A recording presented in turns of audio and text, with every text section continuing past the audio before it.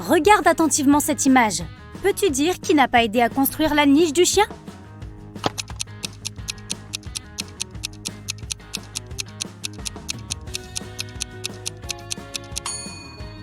Oui, c'est l'homme de droite. Il tient une brique alors que la niche est en bois. Oui, c'est l'homme de droite. Il tient une brique alors que la niche est en bois. Sarah était une célèbre guitariste dans un groupe de rock. Un vendredi, il devait donner un concert. Les autres membres l'attendaient et Sarah est arrivée très en retard. En fait, ce n'était pas Sarah, mais Alice, sa sœur jumelle. Elle était jalouse de Sarah, alors elle l'a enfermée dans sa loge, a pris ses vêtements et sa guitare et a tenté de se faire passer pour elle auprès du groupe. Mais dès que les musiciens l'ont vue monter sur scène, ils l'ont immédiatement démasquée. Comment ont-ils deviné?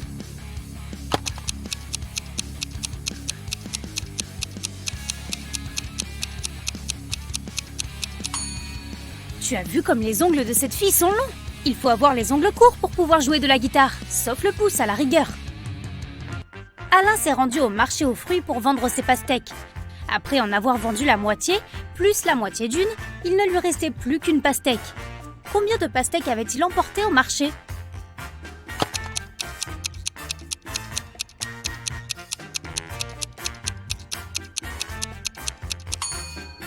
Il avait emmené 3 pastèques.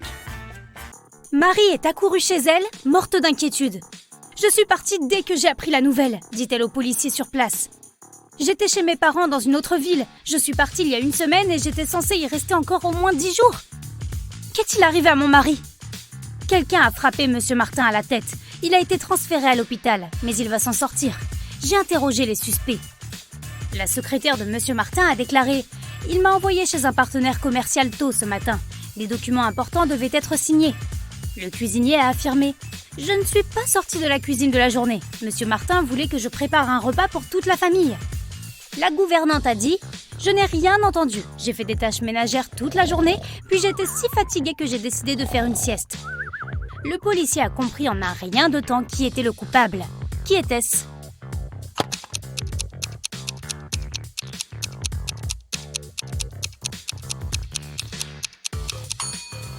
C'était le cuisinier. La femme de M. Martin n'était pas en ville. Il n'y avait donc pas besoin de cuisinier autant qu'il le prétend. Olivia courait un marathon. Juste avant la ligne d'arrivée, elle s'est surpassée et a dépassé la personne qui se trouvait en 2e position. Elle était si heureuse, elle allait gagner. Mais quelques secondes plus tard, elle fut très déçue. Pourquoi?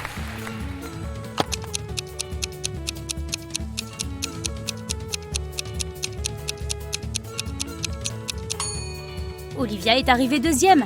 Si elle a doublé la personne qui était à la 2e place, elle est devenue 2e et pas 1re. Regarde attentivement cette image. Peux-tu deviner quelle personne est un fantôme?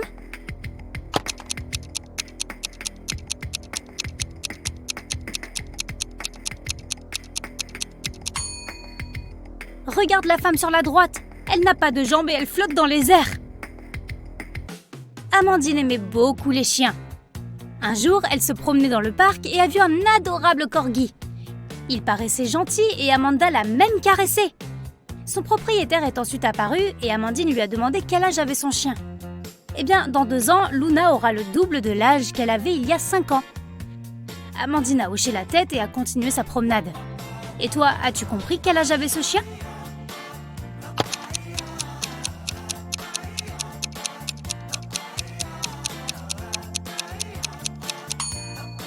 Luna a 12 ans. Lisa travaillait comme assistante pédagogique dans un lycée. Un jour, elle a dû s'occuper d'un groupe d'étudiants qui passaient un examen. Lisa savait que certains d'entre eux allaient tricher. Et en effet, peu après le début de l'examen, elle a repéré un élève qui trichait. Lequel est-ce?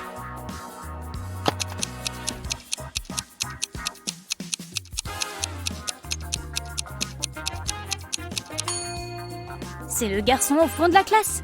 Il a les réponses écrites sur son bras. Jacob se réveille, enfermé dans une cellule. Il n'a aucune idée de la manière dont cela s'est passé, ni de qui est derrière tout ça. Près de son lit, il trouve un message. 2 plus 2 égale poisson, 3 plus 3 égale 8, 7 plus 7 égale triangle. Explique ceci et tu seras libre. Peux-tu aider Jacob à résoudre cette énigme?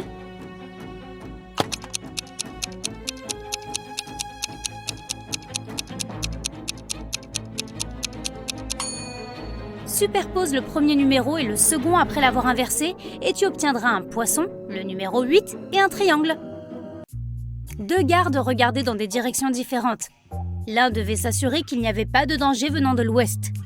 L'autre était tourné vers l'est. À un moment donné, l'un des gardes a demandé à l'autre « Pourquoi est-ce que tu souris ?» Mais comment pouvait-il savoir que son collègue souriait ?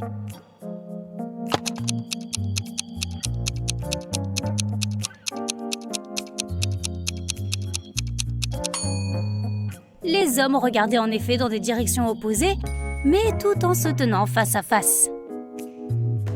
Benoît descendait les escaliers quand son pied a glissé et il est tombé. Quand il a repris ses esprits, il a découvert qu'il était quasiment indemne, sauf qu'il ne se souvenait plus de rien. Soudain, 2 jeunes femmes sont entrées dans la maison. Elles avaient exactement le même visage. Lorsqu'elles ont découvert ce qui s'était passé, chacune d'elles s'est mise à prétendre être la femme de Benoît. Peux-tu aider le pauvre homme à comprendre qui est sa véritable épouse ?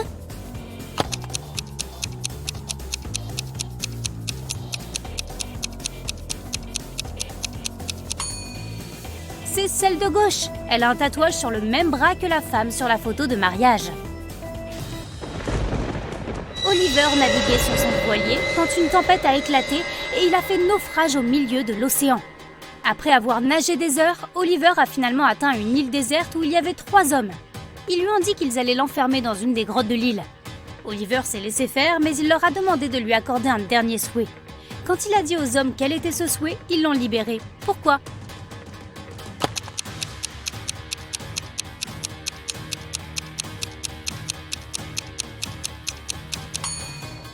Il a dit « Je veux que ce soit le plus intelligent d'entre vous qui m'enferme. Au fait, tu auras des points supplémentaires si tu as remarqué mon erreur dans l'énoncé. Une île avec plusieurs hommes dessus et tout sauf déserte. » L'un des professeurs d'université de Kevin avait une manière peu conventionnelle de noter ses étudiants. Un mercredi, Kevin et ses amis ont dû passer un examen, mais leur prof a donné à chacun d'eux une photo. Vous devez trouver combien de personnes il y a sur cette photo.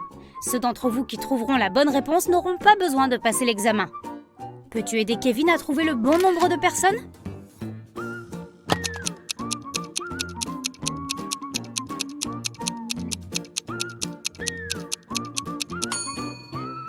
Il y a 6 personnes sur la photo.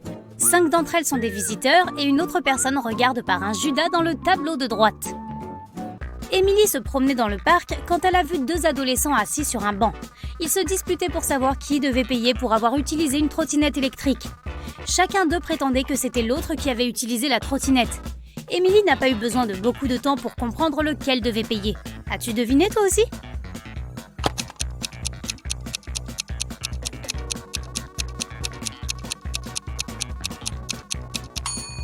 Regarde les traces de pas. C'est la fille qui a utilisé la trottinette électrique.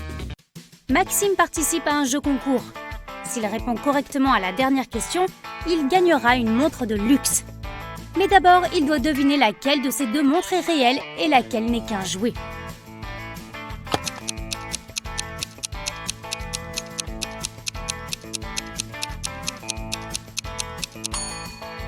La montre de gauche est un jouet. Regarde l'aiguille des minutes.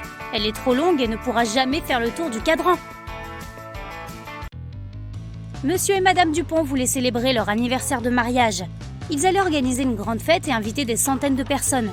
Mais Madame Dupont s'inquiétait pour tous les objets de valeur qu'ils avaient dans leur villa. Le couple a décidé d'inviter un détective pour surveiller les invités. Et en effet, au cours de la réception, le détective a remarqué un voleur. Regarde les personnes rassemblées dans le jardin et essaye de le repérer toi aussi.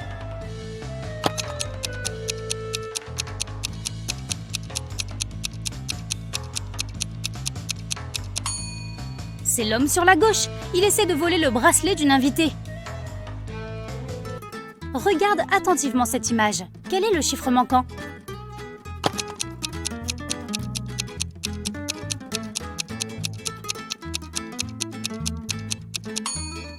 C'est le chiffre 4. Chaque chiffre indique le nombre d'intersections présentes sur la figure correspondante. Il y a 100 livres sur une étagère. Pour en isoler 10, il te faut 10 secondes. Alors combien de temps te faudra-t-il pour isoler 70 livres ?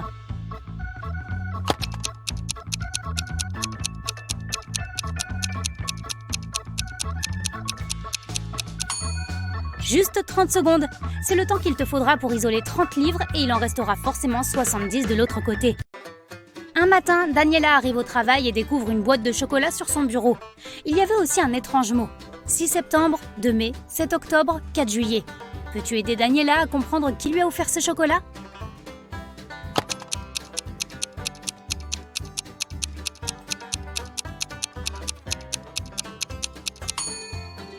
Son admirateur secret est Maël. Ce ne sont pas des dates. Le nombre signifie en fait la lettre du mois correspondant pour épeler son prénom. Marc devait se rendre à une importante réunion d'affaires. Il était un peu en retard, c'est pourquoi il roulait vite. Et il a malheureusement eu un accident de voiture. Les 2 conducteurs s'en sont sortis, mais les voitures ont été gravement endommagées. Marc a appelé la police. Lorsqu'ils sont arrivés, Marc a expliqué la situation. Je roulais vite, mais je n'enfreignais aucune règle. Soudain, une voiture a pilé devant moi et je n'ai pas eu le temps de freiner. L'autre conducteur s'est exclamé « Tout est de sa faute! Je conduisais lentement en parlant à ma femme de nos projets pour le week-end. Et puis il a surgi de nulle part !» Les policiers ont immédiatement compris qui était le vrai responsable de l'accident. Et toi ?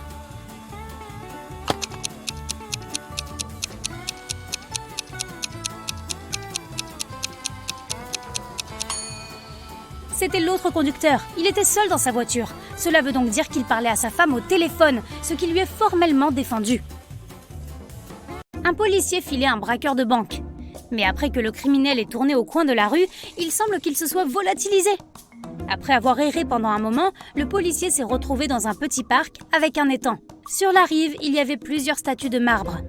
En passant devant elles, quelque chose a attiré son attention et il a compris où se trouvait le braqueur. As-tu compris toi aussi ?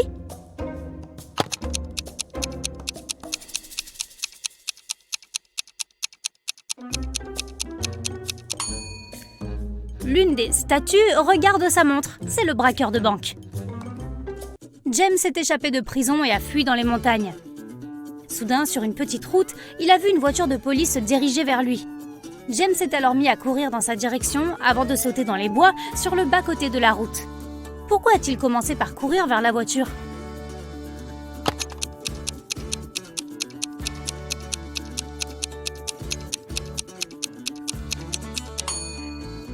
James était au milieu d'un pont quand il a vu surgir la police. Il a donc dû courir vers elle pour quitter le pont.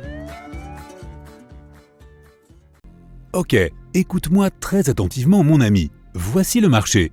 D'abord, pour voler le diamant, tu dois te rendre sur une île isolée. Elle n'existe sur aucune carte et elle est interdite aux gens ordinaires.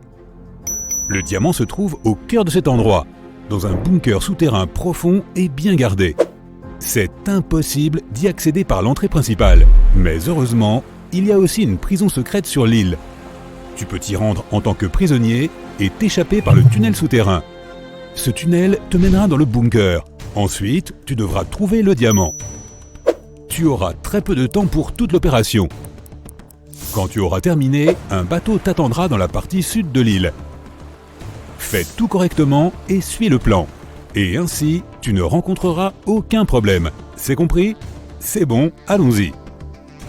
Toi et d'autres prisonniers montez dans un hélicoptère et volez vers l'île. Tu es menotté. À un certain moment, l'hélicoptère commence à trembler. Le pilote dit que vous tombez. Il met un parachute et saute de l'hélicoptère. Jette un coup d'œil autour de toi et décide de ce que tu vas faire ensuite. Plus vite. Tu vois les clés des menottes accrochées près de la cabine. Tu te débarrasses alors de celles-ci. Les prisonniers te demandent de les libérer aussi. Mais attention, ces gens sont dangereux. Ils disent tous les 3 qu'ils savent piloter un hélicoptère. Qui vas-tu croire ?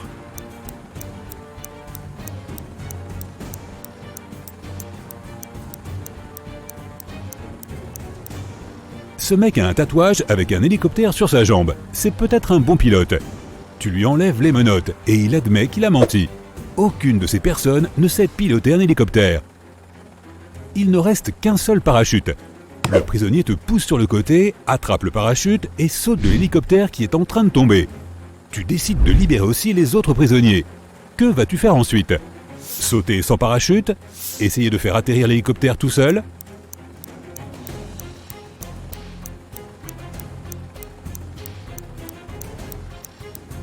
Le pilote de l'hélicoptère a abandonné son engin car l'atterrissage était impossible.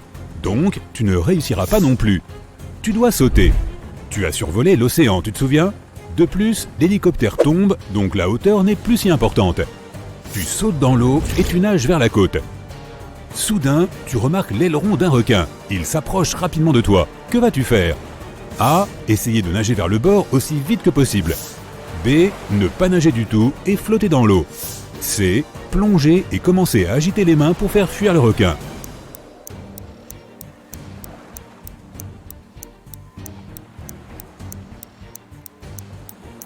Tu dois t'arrêter. Si tu commences à t'éloigner à la nage, le requin va commencer à te poursuivre.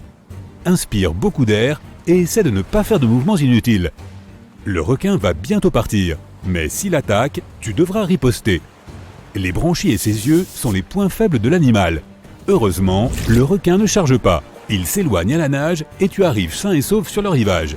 Les gardes de l'île sortent de la jungle en courant. L'un des prisonniers qui était avec toi dans l'hélicoptère se cache dans les buissons et t'invite à le rejoindre. Où vas-tu aller?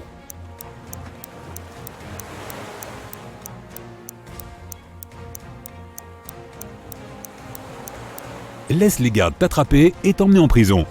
N'oublie pas ta mission. Ils t'habillent avec une chemise jaune et t'emmènent. Tu vois beaucoup de gens dangereux. Tu es assis à table en train de déjeuner. Il y a 3 prisonniers en face de toi. L'un d'entre eux va s'échapper. Mais lequel?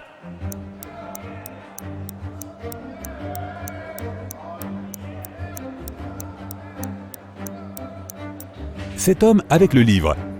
Une lime en métal lui sert de marque-page. Aujourd'hui, il va aussi essayer de s'échapper. Le tunnel souterrain qui mène de la prison au bunker se trouve sous la buanderie. Tu dois sortir de ta cellule pour y aller. Pour ce faire, tu dois récupérer la lime en métal et crocheter la serrure. Tout le monde sort dans la cour pour se promener. Tu suis l'homme avec le livre.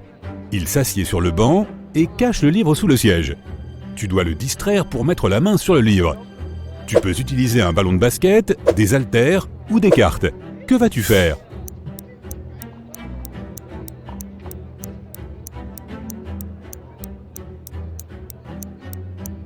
Tu peux lui proposer de faire de la musculation avec des haltères ou de jouer aux cartes, mais il te sera difficile de te soustraire à sa vigilance. Joue au basket et lance le ballon au loin. Le prisonnier ira le chercher. Pendant ce temps, tu prendras le livre. Donc, tu prends le livre, mais tu ne trouves pas de pièces métalliques à l'intérieur. À la place, tu trouves de l'argent. Il semblerait que ce type ait vendu l'outil à un des autres prisonniers. Tu mets l'argent dans ta poche et regardes autour de toi dans la cour. Lequel des prisonniers peut avoir la lime en métal?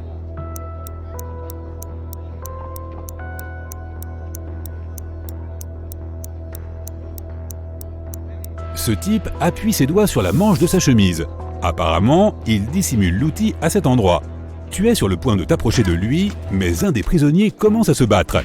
Les gardes essaient d'empêcher une émeute. Dans ce chaos, quelqu'un te frappe à la tête et tu perds connaissance. Tu te réveilles dans une chambre d'hôpital. Oh non, il ne te reste presque plus de temps. Les portes sont verrouillées, plusieurs agents de sécurité se promènent. Comment peux-tu entrer dans la buanderie?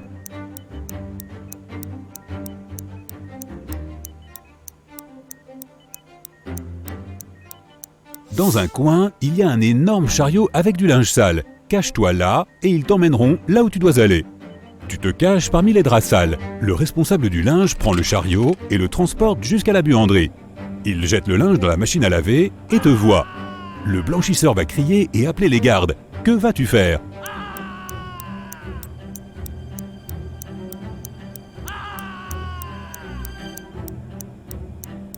Tu as de l'argent, tu te souviens?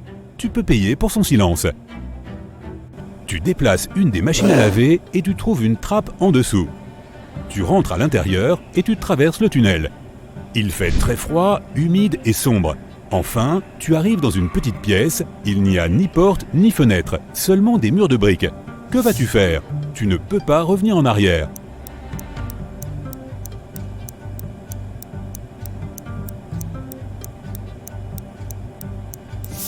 Parmi toutes ces briques, il y en a une qui dépasse du mur. Essaie de la pousser. Ça a marché. Une porte secrète s'ouvre et tu entres. Tu descends et tu te retrouves devant une autre porte en fer. Tu remarques une bouteille d'oxygène avec un masque à proximité. Tu ouvres la porte et tu te retrouves dans une salle de sas entre 2 portes en fer. L'une des portes se referme derrière toi. Tout l'oxygène est pompé. Tu ne peux plus respirer, alors tu mets un masque. La deuxième porte en fer s'ouvre et tu entres à l'intérieur. Tu vois 3 tunnels. Le premier tunnel est rempli de haches, de lames et d'autres pièges en mouvement. Des décharges électriques à haute tension tournoient dans le deuxième tunnel.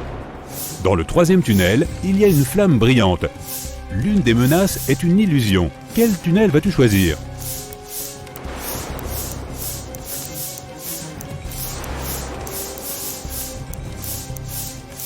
Il n'y a pas d'air dans la pièce, ce qui signifie que le feu ne peut pas brûler ici. La flamme est un hologramme.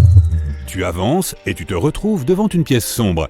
Elle est si sombre que tu ne peux pas voir ce qu'il y a à l'intérieur. Il te semble que le diamant est là. Stop! Quel est ce diamant? Qui t'a donné cette mission? Qu'est-ce que tu fais ici? Qu'est-ce qui se passe? À cet instant, une force inconnue te pousse en avant. Tu marches dans le néant et tu tombes. Tu te retrouves à flotter dans l'espace. Tout est froid et effrayant. Tu te sens minuscule dans cet univers sans limite. Soudain, tu vois quelque chose qui brille. Est-ce une étoile ou un astéroïde? Une lumière brillante illumine l'espace noir autour de toi. « Bon travail », dit une voix grave. Tu tends la main et tu touches la lumière. À ce moment, à grande vitesse, tu commences à voler à travers l'espace et le temps. Tu tombes rapidement et atterris dans une pièce sale. Effrayé, tu te lèves et ouvres la porte. Ah oui, le soleil! Tu sors enfin du bunker et tu te retrouves sur l'île. Il y a 2 chemins devant toi. L'un mène au sud, l'autre au nord. Lequel vas-tu choisir?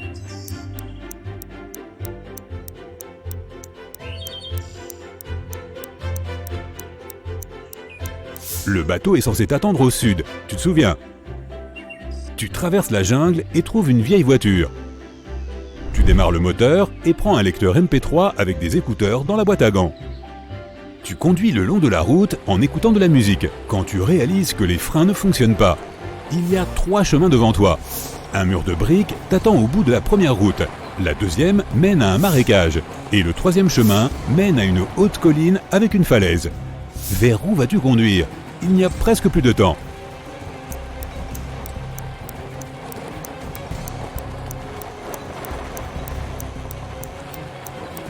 Relâche la pédale de l'accélérateur et monte la colline. La voiture va commencer à ralentir. Et bientôt, tu seras en mesure de t'en sortir.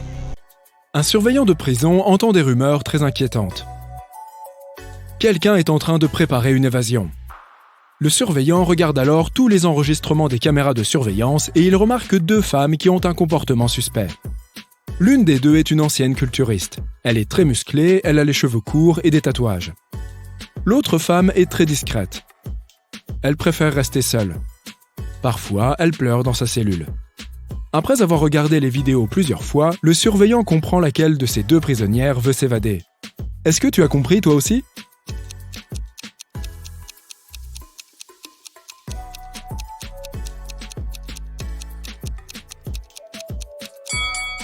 C'est la 2e prisonnière. Il y a une lime dans son pain. Elle peut l'utiliser pour passer à travers les barreaux. Mark s'assoit à table. Il y a 3 pommes, mais il n'y en a qu'une qui est comestible. Les 2 autres sont empoisonnées. Malheureusement, Mike ne peut pas vraiment sauter le petit déjeuner. Quelle pomme devrait-il manger?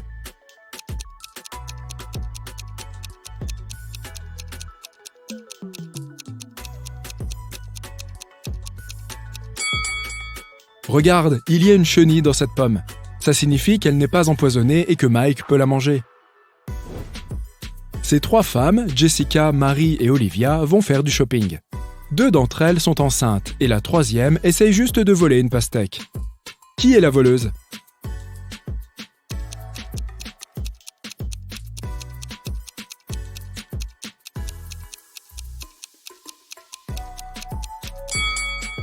C'est Olivia, elle porte des talons. Ce n'est pas le genre de chaussures que choisirait une femme enceinte.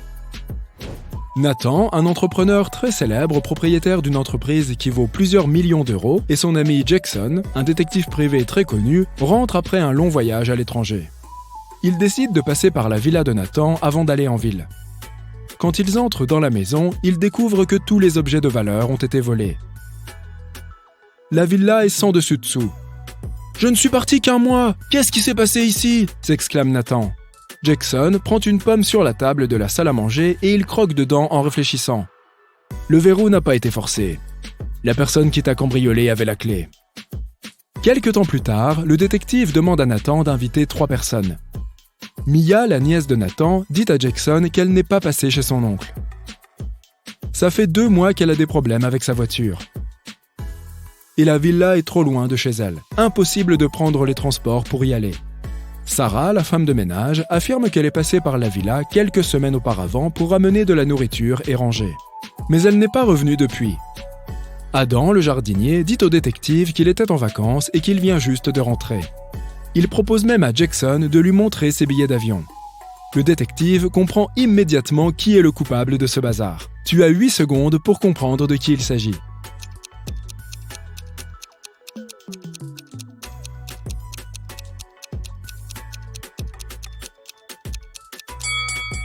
C'est la femme de ménage. Elle dit qu'elle a apporté de la nourriture il y a plusieurs semaines. Mais la pomme que Jackson a mangée était parfaitement fraîche. Mademoiselle White entend quelqu'un qui pleure. C'est son élève Abigail. Elle dit à sa maîtresse que ses biscuits disparaissent régulièrement de son casier. Ça fait plusieurs semaines qu'on les lui vole déjà, mais Abigail ne comprend pas de qui il s'agit. Mademoiselle White décide d'aider la jeune fille. Elles installent un système d'alarme sur son casier. L'alarme s'enclenche si quelqu'un de non autorisé ouvre le casier. Elles se cachent dans un coin et elles attendent. 10 minutes plus tard, elles entendent l'alarme. Quand elles arrivent devant le casier, elles remarquent qu'il a été dévalisé, mais elles ne voient personne. Mademoiselle White remarque quelqu'un qui se cache derrière la porte de la salle d'art plastique. Elle se précipite à l'intérieur, mais elle ne remarque rien d'étrange. Pourtant, elle comprend immédiatement qui a volé les biscuits d'Abigail. Regarde les tableaux dans la salle d'art plastique. Parviendras-tu à trouver la réponse en 8 secondes ?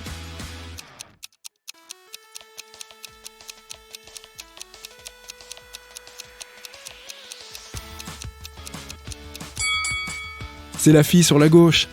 Son tableau est noir et blanc. Mais elle n'a que du bleu sur sa palette. Il y a aussi des miettes juste à côté d'elle. Ça peut aider. Un fabricant de parfums engage de nouveaux employés. Ils doivent prêter serment à l'entreprise s'ils veulent obtenir un poste. 10 personnes prononcent les mots du serment en même temps. Mais certains d'entre eux trichent.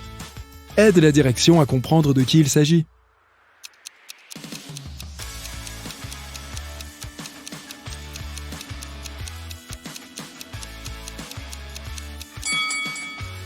Cet homme croise les doigts. Et l'homme sur la gauche croise les jambes. Ils ne seront pas dévoués à l'entreprise. Le directeur ne les embauche pas. 2 manias des médias très connus sont en train de déjeuner dans un restaurant très cher. Ils parlent de la fusion de leurs 2 entreprises. On parle d'une opération commerciale de plusieurs milliards d'euros. Ils chuchotent pour éviter que des oreilles indiscrètes ne captent des informations trop secrètes. Ils ont raison de prendre ces précautions. Des clients du restaurant essayent d'entendre ce que les 2 hommes se disent. Qui donc ?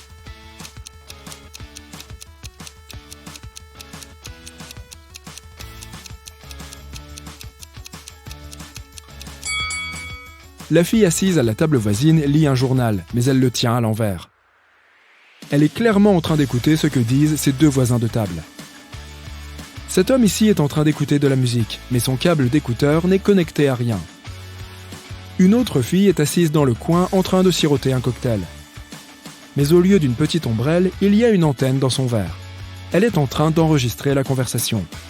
« Où sont mes employés ?» s'écrie un patron. Il est furieux parce que 3 personnes ne sont pas venues au travail. Il les appelle un par un pour connaître le motif de leur absence. Tous les 3 répondent qu'ils sont tombés malades. Le patron ne les croit pas et ils doivent se présenter au bureau immédiatement. Marie porte une veste chaude, un chapeau et une écharpe. Elle éternue, elle tousse et elle a l'air malade. Laurie a des béquilles. Il a la jambe plâtrée. Quelques instants plus tard, Michael apparaît. Il s'est cassé le bras et il ne peut plus taper à l'ordinateur. Le patron est certain que l'un des 3 employés ment. Lequel ?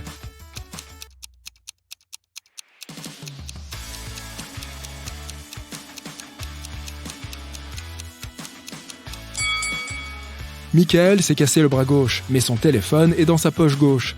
Il a probablement utilisé son bras cassé pour le mettre là, ce qui signifie qu'il fait semblant. Il n'avait juste pas envie de venir travailler. Si tu chauffes la glace, elle devient liquide. Mais si tu me chauffes, je deviens solide. Qui suis-je ?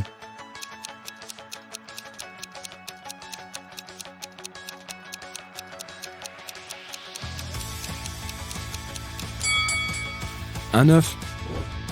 Tu l'achètes pour manger, mais tu ne la manges jamais. Qu'est-ce que c'est ?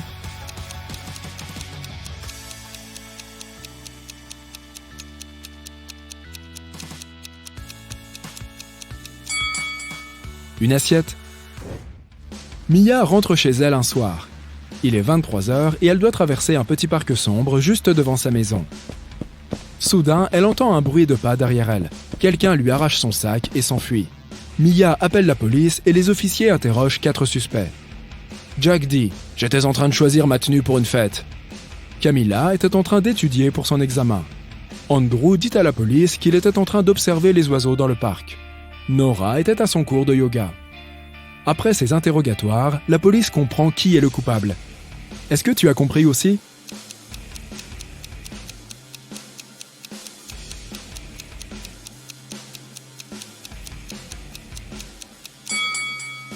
C'est Andrew.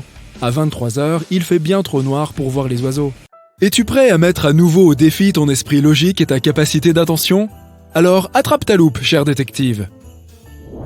Ta première tâche sera d'aider le Père Noël. Quelle cheminée peut-il utiliser en toute sécurité ?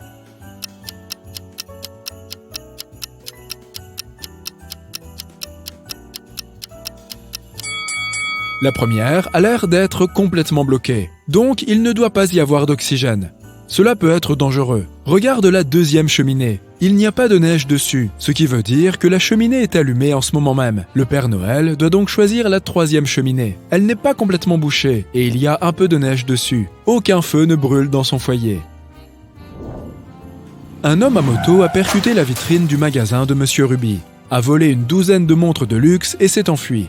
Lorsque la police est arrivée, Monsieur Ruby a dit qu'il était presque sûr que le coupable était son neveu, Patrick. Les agents sont allés rendre visite au garçon, mais comme il pleuvait, ils ne sont arrivés qu'au bout d'1 heure. Patrick était déjà chez lui, avec son ami. « Regardez le temps qu'il fait, je ne suis pas sorti depuis hier !» L'ami de Patrick a confirmé ses dires, mais la police ne l'a pas cru et a arrêté Patrick. Pourquoi ?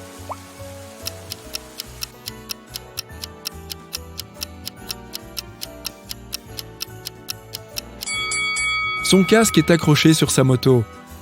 S'il était là depuis la veille, il serait rempli d'eau de pluie. Un jour, un célèbre entraîneur de football a disparu des vestiaires. La police avait 3 suspects et tous faisaient partie de l'équipe de l'entraîneur. Brandon a dit qu'après l'entraînement, il était resté sur le terrain pour s'entraîner un peu plus. Il ne s'était pas encore rendu au vestiaire. André a juré qu'après l'entraînement, il était allé retrouver sa petite amie. Et James a déclaré que lorsqu'il était parti des vestiaires, l'entraîneur était encore là.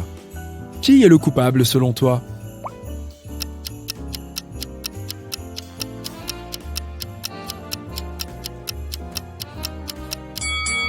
C'est Brandon. Il a dit qu'il n'était pas encore allé au vestiaire. Or, il ne porte pas sa tenue de sport, mais ses vêtements de ville. Une nuit d'été, Emily a organisé une grande fête. Mais le matin, elle a découvert que quelqu'un avait volé tous ses bijoux et son argent. La police avait 3 suspects. Daniel, le petit ami d'Emily, Lily, sa meilleure amie, et Anna, la sœur de la jeune fille. Daniel a dit à la police qu'il avait joué aux jeux vidéo avec son ami toute la nuit. Lily s'était sentie malade et était rentrée chez elle au milieu de la nuit. Et Anna a dit qu'elle était restée à la fête jusqu'à 7h du matin, puis qu'elle avait pris un taxi. Il faisait trop sombre pour rentrer à pied toute seule et personne ne pouvait la raccompagner. Qui ment d'après toi ?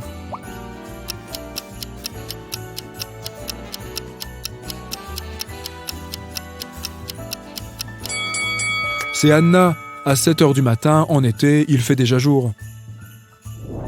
Un riche homme d'affaires a disparu de chez lui. L'inspecteur venu enquêter sur l'affaire n'a rien trouvé d'inhabituel, sauf une note mystérieuse sur laquelle on peut lire 377I3. Il y a 3 suspects, Eric, Ellie et Colin.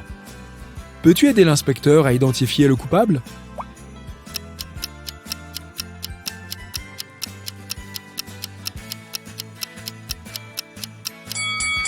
C'est Ellie qui a fait le coup. C'est son nom codé qui figure sur la note. Un jour, le Père Noël a eu faim. Il a donc décidé de s'arrêter au supermarché pour s'acheter à manger.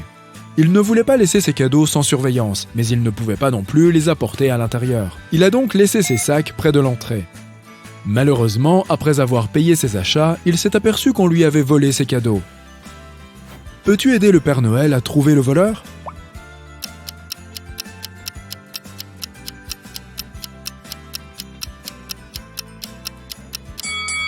C'est le troisième type, il essaye de cacher les cadeaux qu'il a volés. Un royaume a été réduit en cendres par un feu magique impossible à éteindre. Le seul survivant est le prince du royaume. Il a décidé de se rendre dans le territoire des sorcières pour découvrir qui avait détruit son pays. Une fois arrivé, il a rencontré 3 sorcières, une grise, une brune et une violette. « Mon royaume a été détruit par de la sorcellerie. Qui a fait ça ?» La sorcière grise déclare qu'au moment de l'attaque, elle était en vacances en Afrique. La sorcière brune dit au prince qu'elle venait juste de rentrer d'Inde. Et la sorcière violette affirme qu'elle peut prédire l'avenir et guérir les gens, mais qu'elle n'a pas le pouvoir de contrôler le feu. Laquelle d'entre elles est coupable selon toi ?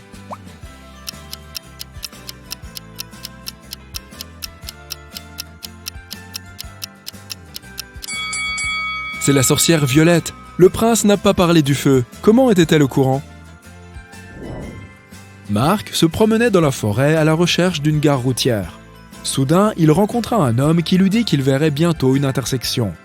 Il y aurait un poteau avec 2 panneaux. Celui de droite serait mensonger et celui de gauche dirait la vérité. Effectivement, un peu plus tard, Marc trouva ce poteau. Le panneau de droite disait « vers la gare routière » et celui de gauche disait « vers la forêt ».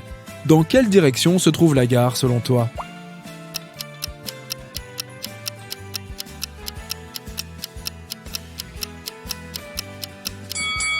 Le panneau de droite est donc apparemment mensonger, et le panneau de gauche ramènera Marc dans la forêt. Il doit par conséquent aller tout droit pour arriver à la gare.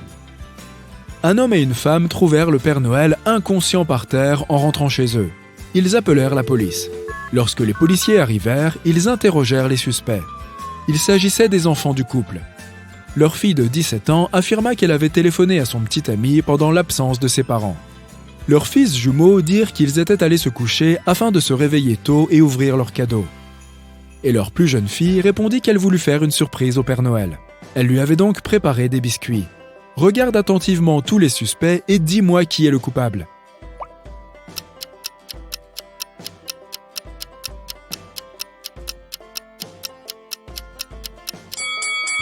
Ce doit être la plus jeune des filles. Regarde, les biscuits qu'elle a préparés contiennent des cacahuètes. Le Père Noël doit être allergique. Tu vas au supermarché pour acheter un œuf et un poulet. Le coût total de tes achats est de 108 pièces. Mais le poulet coûte 100 pièces de plus que l'œuf. Combien coûte l'œuf d'après toi ?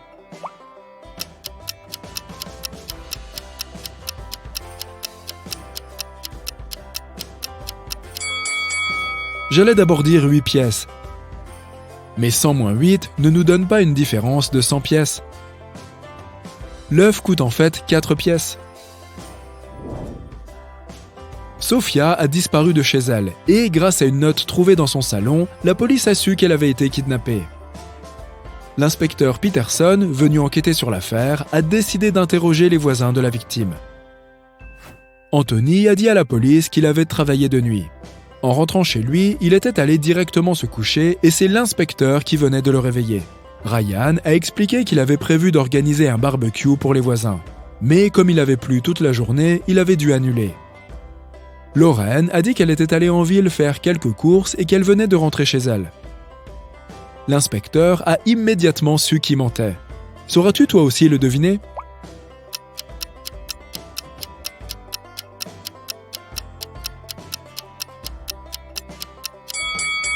C'est Lauren, il a plu toute la journée, mais il n'y a pas d'eau sous sa voiture.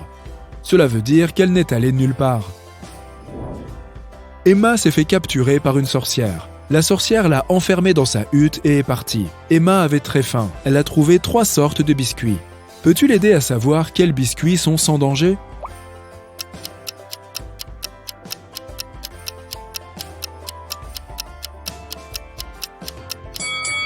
Regarde ces biscuits. Ces points noirs ressemblent à des raisins secs, mais ce sont en réalité des insectes. Ces biscuits au chocolat blanc ont l'air délicieux, mais il y a des taches vertes dessus. Ils sont certainement empoisonnés.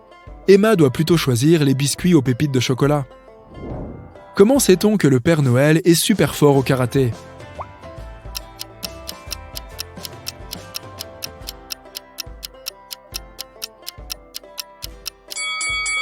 Il a une ceinture noire, bien sûr.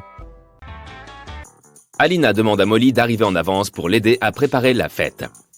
Pendant que Molly prépare des gâteaux apéritifs, elle entend un cri. Elle court dans la chambre d'Alina et la trouve sur son lit en train de pleurer. Quelqu'un lui a abîmé sa robe de soirée pendant qu'elle prenait sa douche. Molly interpelle 3 suspects. Kim, la femme de ménage, répond « Je ne m'occupe pas des vêtements d'Alina. J'ai passé toute la journée à nettoyer la maison. » Sam, le jardinier, dit « J'ai accroché toutes les guirlandes lumineuses et j'ai décoré le jardin pour la fête. Je ne suis même pas encore rentré dans la maison. » Et Lily, la sœur d'Alina, déclare « Je n'y ai pas touché. D'ailleurs, cette robe ne lui allait pas du tout à Alina. Le violet, c'est ma couleur. Toute la famille le sait. » Qui a abîmé la robe ?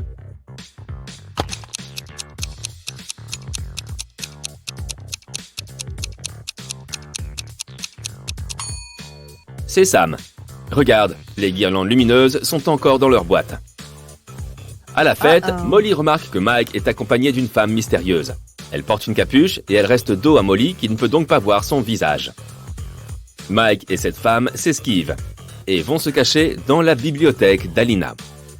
Plus tard dans la soirée, Molly entre dans la bibliothèque, mais elle ne voit personne. Après avoir examiné la pièce, Molly comprend laquelle de ces 3 femmes est la petite amie secrète de Mike. Comment a-t-elle compris ?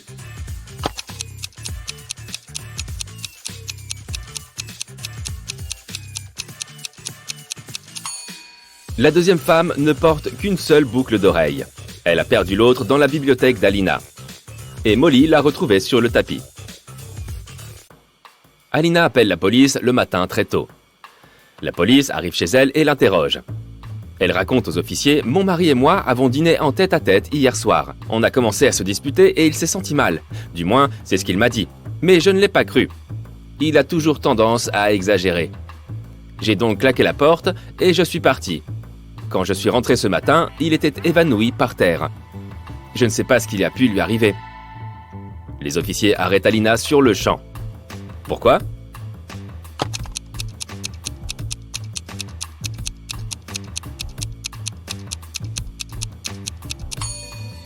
Si les bougies étaient restées allumées toute la nuit, elles auraient complètement fondu. Molly avait une amie au lycée qui s'appelait Sarah. Un jour, elles sont parties faire un pique-nique ensemble avec leur famille. La mère de Sarah était très excentrique. Elle avait des cheveux roses et elle portait tout le temps des paillettes. Et elle avait son iguane de compagnie, Tom, toujours avec elle. Molly se souvient qu'elle avait 3 filles. La première s'appelait Lundi. La fille du milieu s'appelait Mardi. À ton avis, comment s'appelait la cadette ?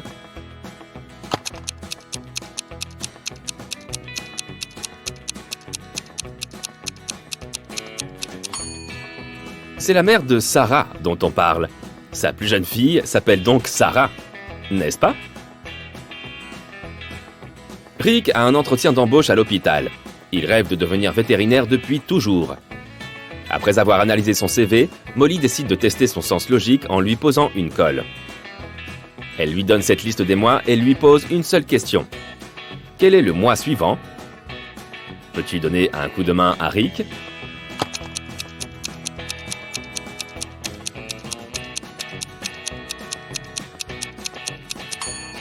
C'est septembre. Sur la liste, les mois sont rangés par ordre croissant de nombre de lettres. C'est l'heure de toiletter les animaux. Molly engage une équipe de toiletteurs expérimentés. 2 toiletteurs peuvent s'occuper de 2 animaux en 2 heures.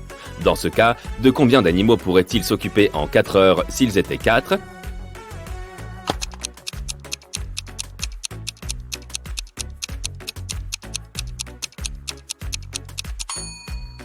Dans un premier temps, tu as peut-être répondu 4 animaux. Mais la bonne réponse est 8. Et on se comprend bien, puisque 4 toiletteurs pourraient s'occuper de 4 animaux en 2 heures. Et en 4 heures, le nombre d'animaux doublerait. Je suis quelque chose que les gens aiment ou détestent. Je change l'apparence des gens et leurs pensées. Si une personne prend soin d'elle-même, j'augmente encore plus. Je peux tromper les gens. Pour certains, je suis un mystère. D'autres voudraient me dissimuler, mais on me verra toujours. On pourra essayer par tous les moyens, mais je ne diminuerai jamais. Qui suis-je? Tu as deviné?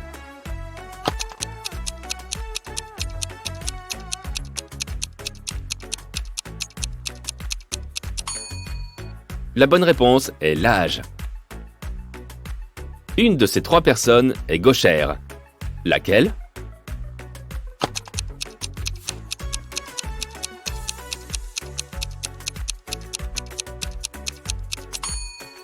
C'est le serveur. C'est plus simple pour les gauchers de porter le plateau à droite et de servir les plats avec la main gauche.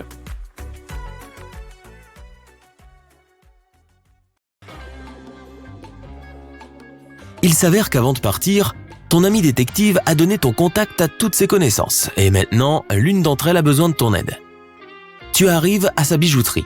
Un client est venu il y a plusieurs heures avec l'intention d'acheter une bague en diamant très chère pour sa femme.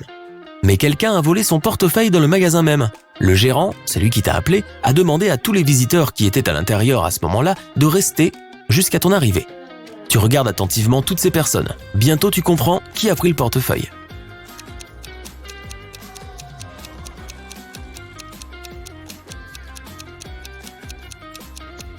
C'est l'homme au milieu. Il a un pansement sur son bras droit, mais il est posé sur la manche de sa veste et non caché sous celle-ci, comme le serait un vrai pansement. Tu frappes à une solide porte brune, une femme avec un bandage sur la tête se tient à côté de toi. Un homme ouvre la porte. « Excusez-moi, dis-tu. Un pot de fleurs est tombé de votre fenêtre il y a 1 heure et a frappé cette femme à la tête. J'ai dû l'emmener à l'hôpital. Elle va bien maintenant, mais vous devez dédommager cette femme pour les préjudices subis. Pouvons-nous entrer ?» L'homme pâlit mais vous laisse entrer. « Ce n'est pas possible. Nos fenêtres étaient fermées car nous venons de rentrer chez nous. Je suis littéralement entré dans mon appartement 2 minutes avant votre arrivée. » Tu comprends que l'homme ment et tu appelles la police. Comment as-tu déduit cela ?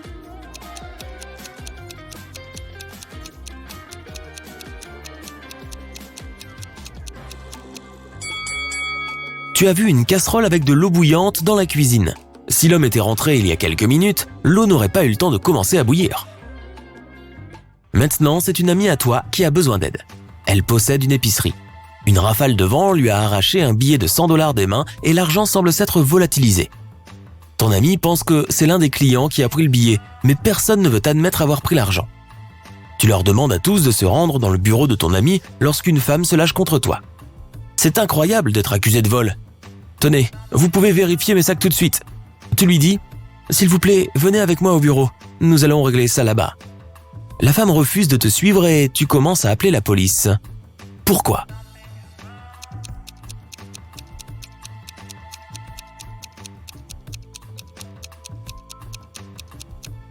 La femme est debout sur le billet de 100 $. Si elle te suit, tout le monde verra l'argent. Le lendemain matin, il faisait pluvieux et sombre. Tu reçois ton prochain cas. Pour l'étudier, tu dois te rendre dans les bureaux d'une grande entreprise internationale. Rebecca, la fille qui t'a appelé, travaille là-bas. Elle te dit « Je reviens d'un brunch et j'ai découvert que quelqu'un avait assommé notre responsable des ressources humaines depuis près d'1 heure. » Tu interroges les personnes qui se trouvaient dans le bureau à ce moment-là. Laura est une des candidates. Elle dit qu'elle était un peu en colère contre le responsable RH. Il l'a fait attendre bien après l'heure de son rendez-vous. « Et pourtant, dit la jeune fille, je ne frapperai jamais une autre personne. Je suis aussi trop faible pour le faire. » Gary, qui travaille dans le département marketing, affirme ne pas avoir vu le responsable des RH depuis son arrivée au travail. Il était en réunion depuis le matin jusqu'à l'heure du déjeuner. Jacob, du département recherche et développement, te dit qu'il a pris son vélo pour aller chercher un cappuccino dans un café. Il revient tout juste. Tu comprends immédiatement qui a frappé le responsable des RH.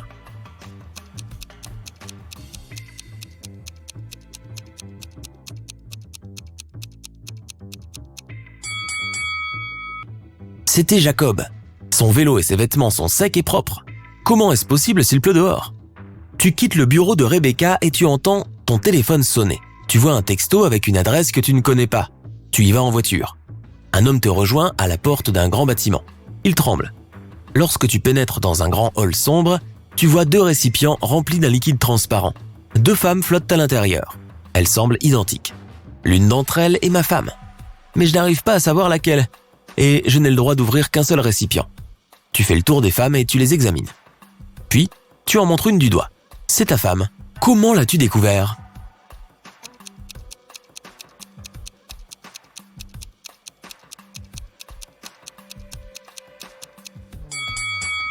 L'homme s'appelle Marc, c'est écrit sur sa veste de motard. Sa femme est celle qui a la lettre M tatouée sur le bras. Ton téléphone émet un nouveau bip. Tu le regardes et tu vois un message. C'est celui de ton ami détective. Il n'y a qu'un mot sur l'écran. Au secours. Mais c'est déjà une autre histoire.